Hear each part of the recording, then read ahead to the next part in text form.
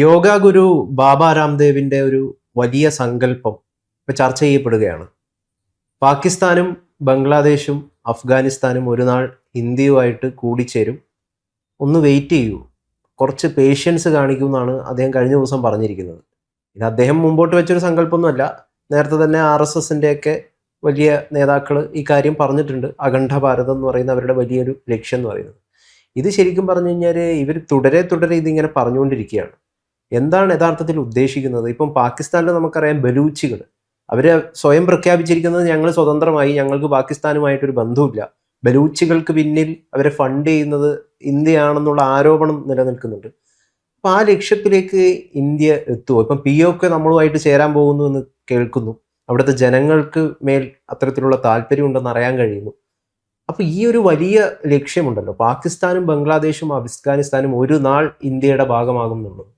ചിലപ്പോൾ നമ്മളൊന്നും ജീവിച്ചിരിപ്പുണ്ടാവില്ല, പക്ഷെ അത് നടക്കുമോ മാഷേ? അല്ല, RSS സ്വപ്നം കാണുന്ന ഈ അഖണ്ഡ ഭാരതത്തിലാണ് ഇതൊക്കെ ഉള്ളത്. അതൊക്കെ ഒരിക്കലും നടക്കാൻ പോകുന്നൊരു കാര്യമായിട്ട് എനിക്ക് തോന്നുന്നില്ല. ഞാൻ അങ്ങനെ അതിനെ വിലയിരുത്തുകയും ചെയ്യുന്നില്ല. കാരണം അതിനകത്ത് ഒരുപാട് സംഘർഷഭരിതമായിട്ടുള്ള ഉൾപ്പിരിവുകളുണ്ട് എന്നുള്ള കാര്യത്തിൽ തർക്കമില്ല. കാരണം RSS അതിശക്തമായിട്ട് എതിർക്കുന്ന ഒരു സമുദായമാണ് മുസ്ലിം സമുദായം എന്ന് പറയാം. ഇന്ത്യയുടെ ശത്രുക്കൾ മുസ്ലിങ്ങളാണ് എന്ന് പ്രഖ്യാപിക്കുകയും അതിനനുസരിച്ചിട്ട് പ്രസ്താവന നടത്തുകയൊക്കെ ചെയ്യുന്ന ഒരു സംവിധാനം എങ്ങനെയാണ് മുസ്ലിങ്ങൾ മാത്രം താമസിക്കുന്ന ഇടങ്ങൾ ഇന്ത്യയുടെ ഭാഗമായി തീരും എന്ന് പറയുന്നത്? പാകിസ്ഥാൻ, ബംഗ്ലാദേശ്, അഫ്ഗാനിസ്ഥാനെ എങ്ങനെ നമ്മൾ കൂട്ടും? ലോകത്ത് ഇത്രമാത്രം സ്ത്രീ വിരുദ്ധമായ പ്രവർത്തനം നടത്തുന്ന, സ്ത്രീകൾ പഠിക്കാൻ പോയി കഴിഞ്ഞിട്ടുണ്ടെങ്കിൽ അവരെ കൊന്നുകളയുന്ന ആളുകളാണ്. അവരൊക്കെ എങ്ങനെയാണ് ഇന്ത്യയുടെ ഭാഗമായിട്ട് മാറുക? എന്ത് ചരിത്രബോധത്തിൽ നിന്നുകൊണ്ടാണ് ഇങ്ങനെ ഉള്ള ഒരു സ്വപ്നം ബാബ രാംദേവ് കാണുന്നത് എന്ന് എനിക്ക് മനസ്സിലാവുന്നില്ല. കാരണം അദ്ദേഹം ഒരു യോഗാചാര്യന്, അദ്ദേഹം ശ്രദ്ധയിൽ വരുന്നത് തന്നെ അഴിമതിക്കെതിരെയായിട്ടുള്ള അണ്ണാ ഹസാരയുടെ സമരത്തിൻ്റെ ഭാഗമായിട്ട് നിരാഹാരം കിടക്കുന്നതോടുകൂടിയാണ്. അതിക്ക് മുമ്പ് ഇങ്ങനെ ഒരാളെക്കുറിച്ച് യഥാർത്ഥത്തിൽ ഇന്ത്യ മുഴുവനുമായിട്ട് കേട്ടിരുന്നില്ല. ഒരു പാൻ ഇന്ത്യൻ ക്യാരക്ടർ അദ്ദേഹത്തിന് വരുന്നത് ഈ സമരത്തോടെയാണ്. ഓക്കെ മാഷ്, ഇതിൽ മാഷ് പറഞ്ഞ എന്ത് തരത്തിലുള്ള ചരിത്രബോധത്തിൻ്റെ അടിസ്ഥാനത്തിലാണെന്ന് ചോദിച്ചെങ്കിലുമ്പോൾ നമുക്കറിയാം 1947 മുമ്പ് ഈ ഒരു ഭൂപ്രദേശം ഒന്നായിരുന്നല്ലോ. അഫ്ഗാനിസ്ഥാനായാലും പാകിസ്ഥാനായാലും അല്ലെങ്കിൽ ബംഗ്ലാദേശ് ആയാലും മുറിഞ്ഞു പോയ പ്രദേശങ്ങളാണ്. അപ്പം ആ ഒരു സാധനത്തെ തിരികെ കൊണ്ടുവരിക എന്ന് പറയുന്ന ഒരു ലക്ഷ്യമാണ് ഇവർ മുമ്പോട്ട് വെക്കുന്നതെന്നാണ് ഞാൻ മനസ്സിലാക്കുന്നത്. ഈ സർവധർമ്മ സമഭാവനയുള്ളവർക്ക് അങ്ങനെയാണെങ്കിൽ ഇതിനെല്ലാം ഉൾക്കൊള്ളാൻ പറ്റില്ല. അതെല്ലാം മറ്റ് പല സംസ്കാരങ്ങളാണ്. ഇപ്പം ഇന്ത്യയിൽ തന്നെ ഇന്ത്യ വേണമെങ്കിൽ നമുക്ക് കുറേ ആയിട്ട് പല രാജ്യങ്ങളായിട്ട് മുറിച്ചു മാറ്റാൻ പറ്റുന്ന ഒരു സംഗതിയാണ് ഇപ്പോഴും ഇന്ത്യ. അല്ല, ഇതൊക്കെ ശരി, തിരിച്ചുകൊണ്ടുവരാം, നമുക്കങ്ങനെ സങ്കല്പിക്കാം. നമ്മളങ്ങനെ സങ്കല്പിക്കുമ്പോൾ എന്താണ് ആ സങ്കല്പത്തിൻ്റെ അടിത്തറ എന്ന് പറയുന്നത്? ഈ പ്രദേശങ്ങളൊക്കെ ജീവിക്കുന്നതായിട്ടുള്ള മനുഷ്യരും അവരുടെ മതവും അവരുടെ സംസ്കാരവും ഒക്കെ ഉൾക്കൊള്ളാൻ പറ്റുന്ന രീതിയിൽ നമ്മൾ മാറണം എന്നാണല്ലോ. അതെ, അതല്ലല്ലോ പക്ഷെ ഇവരിവിടെ പ്രകടമായിക്കൊണ്ടിരിക്കുന്നത്. അപ്പൊ അതങ്ങനെ എന്തെങ്കിലും ഒരു വിഷയം ഉണ്ടായി കഴിഞ്ഞാൽ ഉടനെ നിന്നെ എന്ത് ചെയ്യണം, പാകിസ്ഥാനിലേക്ക് പറഞ്ഞയക്കണം എന്ന് പറയുന്ന വർത്തമാനമാണ് നമ്മളിവിടെ കേൾക്കുന്നത്. അവര് മുന്നോട്ട് വെക്കുന്നത് വലിയ വിഭജനത്തിന്റെ രാഷ്ട്രീയമാണ്. ആ വിഭജനത്തിന്റെ രാഷ്ട്രീയത്തിന്റെ അടിത്തറ എന്ന് പറയുന്നത് ജാതിയാണ്, മതമാണ്. അപ്പോൾ മതമാണ് പ്രശ്നം എന്ന് പറയുന്ന ഈ ഷാജിയെ പോലുള്ള ആളുകളും അതിനെതിരായി നിൽക്കുന്നതായിട്ടുള്ള ഹിന്ദുത്വ രാഷ്ട്രീയത്തിൻ്റെ ആളുകളുമൊക്കെ നിർമ്മിക്കുന്നത് സംഘർഷഭരിതമായിട്ടുള്ള ഒരു ഭൂപ്രദേശമാണ്. ആ ഭൂപ്രദേശം ഒരുമിച്ച് ചേരുക എന്ന് പറയുന്നത് അസാധ്യമാണ്. അതുകൊണ്ടാണ് എന്ത് ചരിത്രബോധത്തിലാണ് ഇങ്ങനെ ഇവർ സംസാരിക്കുന്നതെന്ന് ചോദിക്കാൻ പ്രധാനപ്പെട്ട കാരണം, ബ്രിട്ടീഷ് ഇന്ത്യ എന്ന ഒരു കൺസെപ്റ്റിലാണല്ലോ ഈ സാധനമൊക്കെ ഒരുമിച്ച് ചേർന്ന ഒരു ഭൂപടമായി നിൽക്കുന്നത്. അതല്ലെങ്കിൽ അതിപുരാതനമായ കാലത്ത് ചരിത്രം നമ്മൾ പരിശോധിക്കുന്ന സമയത്ത് അവയിൽ ഈ പറയുന്ന പ്രദേശങ്ങളെല്ലാം ഒരുമിച്ച് ചേർന്ന് നിൽക്കുന്ന ഒരു ചരിത്രഘട്ടം വേണമെങ്കിൽ പറയാം. പക്ഷേ ഇത് പറയുന്ന ആളുകൾ തന്നെയാണ് മുസ്ലിങ്ങളെ ഇവിടുന്ന് കെട്ടുകെട്ടിക്കണം, ഓടിക്കണം എന്നൊക്കെ പറയുന്നത്. അപ്പം പിന്നെ എന്ത് പ്രസക്തിയാണ് അതിൻ്റെ തുള്ളതെന്ന് ഞാൻ ചോദിക്കുന്നത്. അവരതിന് പകരം മറിച്ച് പറയുകയാണ് മുസ്ലിങ്ങൾ ഞങ്ങളുടെ സഹോദരന്മാരാണ്, അല്ലെങ്കിൽ എല്ലാ മതങ്ങളെയും ഞങ്ങൾ ഒരേപോലെ ഉൾക്കൊള്ളാനായിട്ട് തയ്യാറാണ് എന്ന് പറയുകയാണെന്ന് വെച്ച് കഴിഞ്ഞാൽ നമുക്കത് മനസ്സിലാക്കാം. അങ്ങനെ ഇരുന്ന് സംസാരിച്ചിട്ടാണ് ഇതെല്ലാം ഒരുമിച്ച് ചേരുന്ന ഒരു കാലത്തെക്കുറിച്ച് സ്വപ്നം കാണുന്നതെന്ന് വെച്ചാൽ അത് തെറ്റില്ല. കാരണം അത് സാധ്യമായാലും ഇല്ലെങ്കിലും ഇപ്പോൾ സംഘർഷഭരിതമല്ലത്. പക്ഷെ ഇപ്പം അവർ ചെയ്തുകൊണ്ടിരിക്കുന്നത് അതല്ല. മുസ്ലിങ്ങളെ ഇവിടുന്ന് കയറ്റി അയക്കണം എന്നുള്ളതാണ് പ്രധാനപ്പെട്ട ചിന്ത. അടൂർ ഗോപാലകൃഷ്ണനെ പോലെയുള്ള ആളുകളെ പോലും പാകിസ്ഥാനിലേക്ക് കയറ്റി അയക്കണം എന്ന് ഇവിടെ സംസാരിച്ചത് BJPയുടെ ഒരു നേതാവാണ്. അപ്പോൾ അവരിങ്ങനെ സംസാരിച്ചുകൊണ്ടിരിക്കുമ്പോൾ നമ്മളെങ്ങനെ അവരുടെ ഈ അഖണ്ഡ ഭാരത സ്വപ്നം എന്ന് പറയുന്ന ഇന്ത്യ, പാകിസ്ഥാൻ, ബംഗ്ലാദേശ്, അഫ്ഗാനിസ്ഥാൻ ഒക്കെ കൂടി ചേർന്നായിട്ടുള്ള ഭൂപ്രദേശം, ആ സ്വപ്നം എങ്ങനെ സാക്ഷാത്കരിക്കാൻ കഴിയും?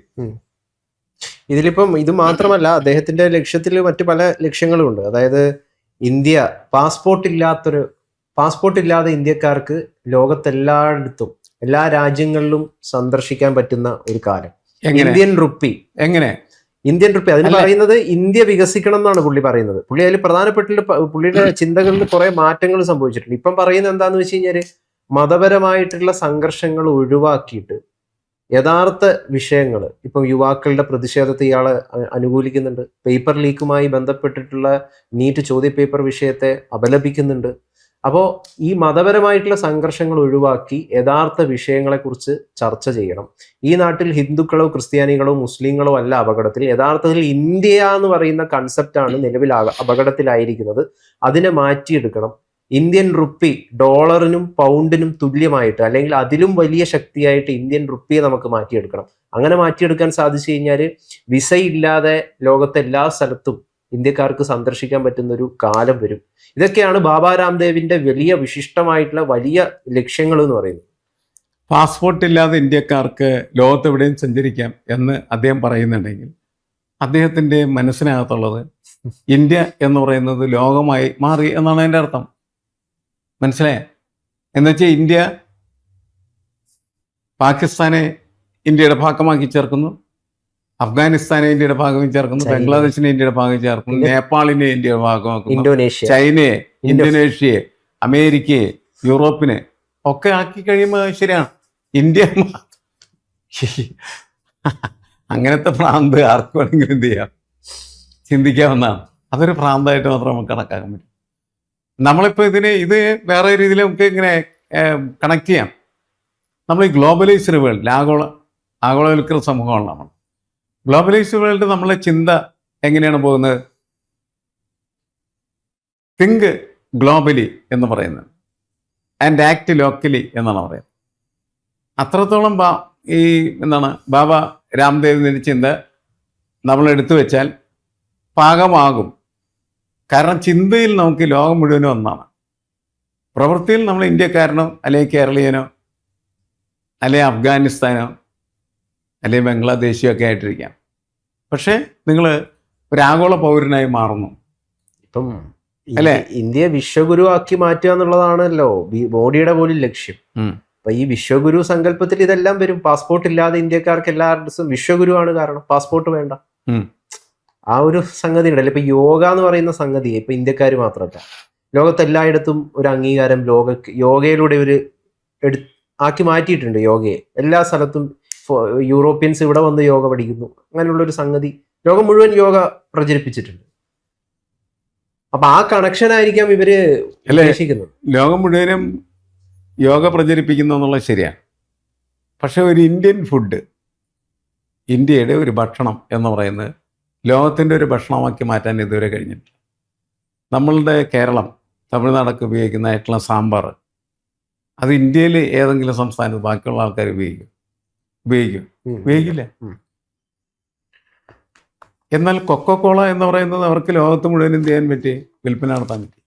ഇപ്പോൾ വിൽപ്പന നടത്താൻ പറ്റുന്നത് ബർഗറുകൾ എന്നുവെച്ചാൽ അമേരിക്കൻ ഫുഡ്, മക്ഡൊണാൾഡിൻ്റെ ഫുഡ്, അതൊക്കെ ലോകത്ത് എല്ലായിടത്തും എന്ത് ചെയ്യുന്നുണ്ട്? വ്യാപരിക്കുന്നുണ്ട്. അതുമാതിരി ഒരു ഇന്ത്യൻ ഫുഡ് ലോകത്ത് എല്ലായിടത്തും വ്യാപരിപ്പിക്കാനായിട്ട് കഴിയുന്നില്ല എന്ന് മനസ്സിലാക്കുമ്പോൾ സംസ്കാരങ്ങളുടെ തലങ്ങളിൽ വരുന്ന വ്യതിയാനങ്ങളും വ്യത്യാസങ്ങളും വളരെ പ്രധാനപ്പെട്ടതാണ് എന്നാണ് നമ്മൾ മനസ്സിലാക്കേണ്ടത്. യൂറോപ്യൻ സംസ്കാരമാണ് എല്ലാ സ്ഥലത്തേക്കും ഇങ്ങനെ ഇരച്ചു കയറി. അത് ഭക്ഷണം, വസ്ത്രം ഇതുപോലെ തന്നെയാണ്. എല്ലാ മേഖലകളിലും അങ്ങനെയുള്ള ഒരു രീതികൾ. ഭാഷ, ഇംഗ്ലീഷ് ഭാഷ എന്ന് പറയുന്നത് ഒരു കണക്റ്റിംഗ് ലാംഗ്വേജായി, ലിങ്ക് ലാംഗ്വേജ് എന്ന നിലക്ക് ലോകത്തെല്ലായിടത്തും ഉപയോഗിക്കുന്നുണ്ട്. ഹിന്ദി അങ്ങനെ ഉപയോഗിക്കാൻ പറ്റുന്ന രീതിയിലേക്ക് കൊണ്ടുപോകണം എന്ന ആഗ്രഹം അമിത്ഷാക്കുണ്ട്. അതല്ലാതെ അങ്ങനെ ആക്കി തീർക്കാൻ പറ്റുന്നില്ല. നിങ്ങൾ പോയിട്ട് ലണ്ടനിൽ പോയി ഹിന്ദി സംസാരിച്ചിട്ട് എന്തായാലും ഒരു സാധ്യതയില്ല. പക്ഷേ ലണ്ടനിൽ നിന്ന് ഒരാൾക്ക് കേരളത്തിൽ വന്ന് ഏതെങ്കിലും ഗ്രാമത്തിൽ പോയിട്ട് ഇംഗ്ലീഷ് സംസാരിക്കാം, അതുമായിട്ട് കമ്മ്യൂണിക്കേറ്റ് ചെയ്യാൻ പറ്റുന്ന ആളെ അവിടെ കണ്ടെത്താൻ പറ്റും. അത് ലിങ്ക് ലാംഗ്വേജ് വേണം. ഇതൊക്കെ ആയിട്ട് നമ്മൾ BJP-കാരനോട് സംസാരിക്കുന്ന സമയത്ത് പറയും ഇത് അല്ല കോളനിവൽക്കരണത്തിന്, കോളനൈസേഷന്റെ ബാക്കി പത്രമാണെന്ന് പറയും. അല്ല ഇതിനെ അതിന് അങ്ങനത്തെ ഒരു ആംഗിൾ ഉണ്ട്, ഇല്ലെന്ന് ഞാൻ പറയുന്നില്ല. തീർച്ചയായിട്ടും. പക്ഷേ അല്ല ഇതിനെ പക്ഷേ ഇവർ കാണുന്ന എങ്ങനെയാന്ന് വെച്ച് കഴിഞ്ഞാല് പുരാതന കാലത്തുള്ളൊരു സാംസ്കാരികപരമായ ഒരു ഒത്തുചേരൽ അല്ലെങ്കിൽ ഒരു യൂണിറ്റി ഉണ്ടായിരുന്നു, ഒരു ലിങ്ക് ഉണ്ടായിരുന്നു. ഇപ്പം ഇന്തോനേഷ്യയിലാണ് ഏറ്റവും വലിയ ക്ഷേത്രം കുടികൊള്ളുന്നത്. പക്ഷെ അവിടെ അതൊരു മുസ്ലിം കൺട്രിയാണ്. ഏറ്റവും ഭൂരിപക്ഷം ആളുകൾ, ഏറ്റവും കൂടുതൽ മുസ്ലിങ്ങളുള്ള സ്ഥലമാണ് ഇന്തോനേഷ്യ. അപ്പൊ ഈ സാംസ്കാരികപരമായിട്ടുള്ള ഒരു സംഗതിയെ വീണ്ടും കൂട്ടിയോജിപ്പിക്കുക, അതാണ് ലിങ്ക്.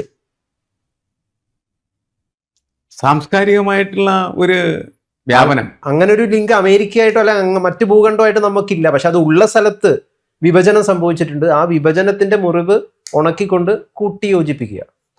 അതെ, അതെല്ലാം സങ്കല്പങ്ങൾക്കകത്ത് നിൽക്കുന്നതും സാങ്കല്പികമായിട്ട് മാത്രം നടപ്പിലാക്കാൻ പറ്റുന്ന കാര്യവും നല്ല കാര്യങ്ങളുമായിട്ട് വേണമെങ്കിൽ നമുക്ക് കണക്കാക്കാം. പക്ഷെ ഇതിൻ്റെ അടിസ്ഥാനപരമായ പ്രശ്നം ഈ സാങ്കല്പികമായിട്ടുള്ള സാംസ്കാരിക സമന്വയം എന്ന് പറയുന്നത് സാക്ഷാത്കരിക്കാൻ നടക്കേണ്ടതായിട്ടുള്ള വ്യക്തി പറയുന്നത് എന്താണ്? മുസ്ലിം എന്ന് പറയുന്ന അപരത്വമാണ് രാഷ്ട്രീയ മേധാവിത്വത്തിന് ഉപകരിക്കാവുന്ന ഒരു പ്രതീകം. അതുകൊണ്ട് അവനെ അപരനായി, ശത്രുവായിട്ട് പ്രഖ്യാപിച്ച് ആ ശത്രുവിനോടുള്ള ഒരു നിഴൽ യുദ്ധമായിട്ട് രാഷ്ട്രീയത്തെ മാറ്റിയിട്ടാണ് ഇന്ത്യയിൽ തന്നെ യഥാർത്ഥത്തിൽ RSSും BJPയും ഒക്കെ അധികാരത്തിലേക്ക് വരുന്നത്. ബാബറി മസ്ജിദ് എന്ന് പറയുന്ന സംഭവം, അതേപോലെ തന്നെ അയോധ്യ എന്ന് പറയുന്ന രണ്ട് സംഭവമാണുള്ള യഥാർത്ഥത്തിൽ ഇന്ത്യയിൽ അധികാരം പിടിക്കാനായിട്ട് RSSനും BJPക്കും സഹായകരമായി തീർന്ന് അവരുടെ പ്രധാനപ്പെട്ട പ്രൊജക്റ്റാണ് അയോധ്യ പ്രൊജക്റ്റാണ് ഏറ്റവും പ്രധാനപ്പെട്ടത്. തീർച്ചയായിട്ടും അത് ഈ മുസ്ലിമിനെതിരായിട്ട് സംസാരിക്കുകയും പ്രഖ്യാപിക്കുകയും പ്രവർത്തിക്കുകയും ഒക്കെ ചെയ്തിട്ട് മുസ്ലിം വിരുദ്ധത കൊണ്ട് മാത്രം അധികാരത്തിലെത്തിയ ഒരു പാർട്ടിയാണ്. അതിനൊപ്പം നിൽക്കുന്ന ഒരാളാണ് ഇത്തരത്തിലുള്ള കാര്യങ്ങൾ പറയുന്നത് നമുക്ക് മനസ്സിലാൻ പറ്റും. സെമിറ്റിക് വിരോധികളാണെന്നാണോ? സെമിറ്റിക്, ആന്റി സെമിറ്റിക് ആണെന്നാണോ മാഷ് പറഞ്ഞു വരുന്നത്? അല്ല, ഇവര് അങ്ങനെ പറഞ്ഞിട്ടാണ് ഇവരുടെ രാഷ്ട്രീയവും അധികാരവും ഒക്കെ സ്ഥാപിക്കുന്നത്. അതിനുശേഷം ഈ വലിയ സാംസ്കാരിക സമന്വയത്തെക്കുറിച്ച് സംസാരിച്ചാൽ അതെങ്ങനെ ആളുകൾ സ്വീകരിക്കും, എങ്ങനെ അതിന് ക്രെഡിബിലിറ്റി ഉണ്ടാവും, വിശ്വാസ്യത ഉണ്ടാവും എന്നാണ് എൻ്റെ ചോദ്യം. പക്ഷെ ഇപ്പോൾ ഇത് പറഞ്ഞിട്ട് നമുക്ക് നിർത്താം. ഇപ്പൊ ഇതിനെയൊക്കെ കൂട്ടി യോജിപ്പിക്കണമെങ്കിൽ ആ നാട്ടിലെ ജനവിഭാഗങ്ങളിൽ കൂടി ഒരു ട്രാൻസ്ഫോർമേഷൻ ഉണ്ടാകണം. ഇന്ത്യയുടെ ഒപ്പം ചേരണം എന്നുള്ള തോന്നൽ, വികാരം അവരിൽ ആദ്യം ഉടലെടുക്കണം എന്നുള്ളതാണ്. അവര് പലപ്പോഴും ഇപ്പൊ പാകിസ്ഥാനിലെ ഏകമത വിശ്വാസികളാണ്. മറ്റു ദൈവത്തെ അംഗീകരിക്കാൻ പറ്റില്ല. അവർക്ക് അവരുടേതായിട്ടുള്ള കൺസെപ്റ്റ് ഉണ്ട്. അവരെങ്ങനെ ഇന്ത്യയോടൊപ്പം ചേരും എന്നുള്ളതാണ് ഏറ്റവും. ആ ആളുകളുടെ ഉള്ളിൽ എങ്ങനെ ട്രാൻസ്ഫോർമേഷൻ ഉണ്ടാക്കും എന്നുള്ളതാണ്. ഇപ്പൊ ഇന്ത്യക്കാർക്ക് വേണമെങ്കിൽ ഏകദൈവമാണെങ്കിലും കുഴപ്പമില്ല എന്നുള്ളൊരു അംഗീകരിക്കാൻ പറ്റുന്ന ഒരു ഈ സർവധർമ്മ സമഭാവന എന്ന് പറയുന്ന, അല്ലെങ്കിൽ യൂണിറ്റി ഇൻ ഡൈവേഴ്സിറ്റി എന്ന് പറയുന്ന ഒരു സംഗതി നമ്മളിലുണ്ട്. അതുകൊണ്ട് ഇതിനെല്ലാം പല സംസ്കാരങ്ങളെയും ഉൾക്കൊള്ളാനായിട്ട് യൂണിറ്റി ഇൻ ഡൈവേഴ്സിറ്റിക്ക് പറ്റും. പക്ഷെ ഇവർക്ക് പറ്റില്ല എന്ന് പറയുന്ന ഒരു സംഗതി ഉണ്ട്. അപ്പൊ ഇവരെ എങ്ങനെ ഇതിന്റെ ഭാഗമാക്കും എന്നുള്ളതാണ് ചോദ്യം. ഇത് വലിയൊരു സങ്കല്പമാണല്ലോ. ഞാൻ ഒരു ചെറിയ ചോദ്യം ചെയ്യും. വന്ദേമാതരം വിവാദപരമായി ദിവസം ഇങ്ങനെ പരന്നു നടക്കാനുള്ള വന്ദേമാതരം എന്തുകൊണ്ട് മുസ്ലിങ്ങൾ ആലപിക്കുന്നില്ല? അതിൻ്റെ പ്രധാനപ്പെട്ട കാരണം ഇതാണല്ലോ, ഏകമത മതമാണ് പ്രശ്നം. കാരണം എന്ന് വെച്ചാൽ അവരുടെ വിശ്വാസമാണ്. കാരണം വന്ദേമാതരത്തിൻ്റെ കൺസെപ്റ്റ് എന്ന് പറഞ്ഞിട്ടുണ്ടെങ്കിൽ മാതൃഭൂമി ഇന്ത്യയെ ഒരു ദേവതയായി കണക്കാക്കുന്നു. ഒരു ദേവതയല്ല, ഇന്ത്യയിൽ 3 ദേവതകളായിട്ട് അതിൻ്റെ അകത്ത് പേഴ്സോണിഫൈ ചെയ്യുന്നുണ്ട്. ഒന്ന് ദുർഗ ദേവ, സരസ്വതി, ലക്ഷ്മി. ഇതാണ് ഇന്ത്യ എന്ന് പറയുകയാണ് ചെയ്യുന്നത്. ആ ദൈവത്തിൻ്റെ, ആ ദേവതകളുടെ മുന്നിൽ തലകുനിക്കാനോ അതിനെ പ്രാർത്ഥിക്കാനോ ഞങ്ങൾ തയ്യാറില്ല എന്നാണ് മുസ്ലിങ്ങൾ പറയുന്നത്. കാരണം ഞങ്ങൾക്കൊറ്റ ദൈവമായി ഈ ലോകത്തുള്ളൂ, അത് അള്ളാഹുവാണ്. അത് നിലനിൽക്കുന്നിടത്തോളം കാലം എങ്ങനെ ഇവരെ ഈ രാംദേവ് എന്ന് പറയുന്ന കക്ഷിക്ക് ഇവർക്കൊപ്പം കൊണ്ടുവരാനായിട്ട് കഴിയും. അള്ളാഹു നമ്മളുടെ ആളാണെന്ന് പറഞ്ഞാൽ മതി. ഇപ്പൊ RSS മേധാവി മോഹൻ ഭാഗവത് അതാണല്ലോ പറയുന്നത്. ആ. എന്താണ്, മുസ്ലിങ്ങളും ഹിന്ദുക്കളാണ്, ക്രിസ്ത്യാനികളും ഹിന്ദുക്കളാണ്, മറ്റേ ആളുകളും ഹിന്ദുക്കളാണ്, നിങ്ങൾക്ക് നിങ്ങളുടെ ആരാധന സ്വീകരിക്കാം, പ്രാർത്ഥിക്കാം, ഒരു കുഴപ്പമില്ല, പക്ഷെ നിങ്ങൾ ഹിന്ദുക്കളാണ്. ഇതാണ് പരിപാടി, ഇതാണ് പ്രൊജക്ട്, ഇതാണ്. ലോകത്തുള്ള മുഴുവൻ ആളുകളെ ഹിന്ദുക്കളാക്കി ലോകം എന്ന് പറയുന്ന ഒന്നായിട്ട് പ്രഖ്യാപിച്ച് ലോകത്തിന് പിന്നെ പാസ്പോർട്ട് വേണ്ട, അതിർത്തിയില്ല, ഭരണാധികാരി വേണ്ട, ഒന്നുമില്ല. കമ്മ്യൂണിസ്റ്റുകാരൊക്കെ സ്വപ്നം കാണുന്ന അതിർത്തി ഇല്ലാത്ത ലോകം. അതെ, അതാണ് ഇപ്പം ബാബാ രാംദേവും മുമ്പോട്ട് വെക്കുന്നതെന്ന്. എല്ലാവരും അവസാനം ആളുകളെ പറ്റിക്കുന്ന ഒരു സ്ഥിതിയാണല്ലോ ശരിക്കും ഈ കാര്യത്തിനകത്തുള്ളത്. അതായത് ഒരു പരിധിയുമില്ലാത്ത, ഒരു തരത്തിലും ആരെയും നിർബന്ധിക്കാത്ത, എല്ലാവരും സ്വയം റിപ്പബ്ലിക്കായി മാറുന്ന ഒരു വലിയ ലോകത്തെക്കുറിച്ചുള്ള സ്വപ്നമാണ് രാംദേവ് വെക്കുന്നത്. അപ്പോൾ അദ്ദേഹം ഒരു യോഗാചാര്യൻ എന്ന നിലയ്ക്ക് പരിഗണിക്കപ്പെടാമെങ്കിലും മറ്റു കാര്യങ്ങളിൽ അദ്ദേഹത്തിൻ്റെ പ്രസക്തി, രാഷ്ട്രീയ പ്രസക്തി എന്ന് പറഞ്ഞതിന് കുറവാണെന്നാണ് ഞാൻ കണക്കാക്കുന്നത്. ഹരിയാനയിലെ ഒരു ഗ്രാമത്തിൽ നിന്ന് വന്ന് പാൻ ഇന്ത്യൻ കഥാപാത്രമായി മാറിയ അദ്ദേഹം തീർച്ചയായിട്ടും വ്യക്തിപരമായിട്ട് അദ്ദേഹത്തിൻ്റെ ജീവിതത്തിൽ വലിയ നേട്ടങ്ങൾ ഉണ്ടാക്കിയവരാണ്. അദ്ദേഹം ഹരിദ്വാറിൽ വലിയ ഒരു സർവകലാശാല, പതഞ്ജലി സർവകലാശാല എന്ന് പറയുന്ന സർവകലാശാല സ്ഥാപിച്ചിരിക്കുന്നു. ഏതാണ്ട് 100 കോടിയിലധികം രൂപയുടെ ആസ്തി അതിനുണ്ട് എന്നാണ് കണക്കാക്കപ്പെടുന്നത്. അതുപോലെ നിരവധി മേഖലകളിൽ ഹരിദ്വാരിൽ തന്നെ ഏതാണ്ട് 1000 ഏക്കറിലധികം ഭൂമി ഇവർക്കുണ്ട്, അദ്ദേഹത്തിൻ്റെ ആ സംവിധാനത്തിനുണ്ട്. മാത്രമല്ല ഇന്ത്യയിലെ ഏറ്റവും വലിയ ഒരു ആയുർവേദ പ്രൊഡക്റ്റ് എന്ന് പറഞ്ഞാൽ പതഞ്ജലി പ്രൊഡക്ട്സാണ്. അതിൽ നിന്നും കോടികൾ വരുന്നതിനുള്ള പക്ഷെ വലിയൊരു സംഭവമാണ് രാംദേവ് എന്ന് പറയുന്നത്. പക്ഷെ അത് അദ്ദേഹത്തിൻ്റെ പൊളിറ്റിക്കൽ വിഷൻ എന്ന് പറയുന്നത് എത്രമാത്രം പ്രസക്തമാണ് എന്നത് പരിശോധിച്ചാൽ എനിക്ക് തോന്നുന്നത് അത് ഒരു സ്വപ്നത്തിൻ്റെ പ്രസക്തി മാത്രമേ അതിനുള്ളൂ എന്ന് മാത്രമേ ഉള്ളൂ. അതൊരിക്കലും നിങ്ങൾക്ക് പ്രയോഗത്തിൽ കൊണ്ടുവരാൻ കഴിയുന്നത്, പ്രായോഗികമായിട്ടുള്ള രീതിയിൽ സാക്ഷാത്കരിക്കപ്പെടാൻ കഴിയുന്നതോ അല്ല എന്നുള്ളതാണ്. പക്ഷേ അദ്ദേഹത്തിൻ്റെ ഒരു വിശാല മനസ്കത നമുക്ക് ഇതിനകത്ത് കാണാം. ഇത് വലിയ ലോകമായി മാറുന്നതിനെക്കുറിച്ചുള്ള സ്വപ്നമാണ്.